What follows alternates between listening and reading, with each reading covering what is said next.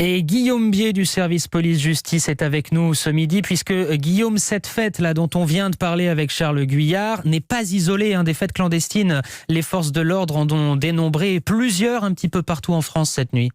Oui, l'une des plus importantes, c'était à Marseille, dans une grande salle où s'étaient regroupés 300 à 400 fêtards, dont plus de 150 ont écopé d'une amende.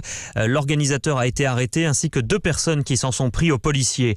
Pas mal de soirées interrompues par la police également en région parisienne, comme à Chelles, en Seine-et-Marne, dans un bâtiment de zone industrielle. 116 personnes verbalisées, 4 interpellations. Même chose à Ivry-sur-Seine, avec une centaine d'amendes délivrées. Dans l'ouest parisien, à Nanterre, plus de 70 fêtards verbalisés dans une salle associative où les policiers ont arrêté 2 responsables. Ils ont aussi retrouvé une grande quantité de protoxyde d'azote, vous savez, ce gaz hilarant qui peut provoquer des ravages. D'autres fêtes clandestines ont aussi été interrompues à Paris, à Gennevilliers, Montfermeil, Villeneuve-la-Garenne ou encore Neuilly-Plaisance, entre autres. Concernant maintenant les violences urbaines, le couvre-feu a, semble-t-il, contribué à contenir le phénomène.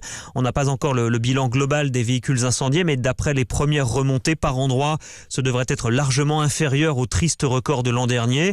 En revanche, malgré ce couvre-feu, les forces de l'ordre ont été la cible de nombreux tirs de mortiers d'artifice, pas seulement en banlieue parisienne. Des incidents signalés également en Gironde ou encore à Nantes.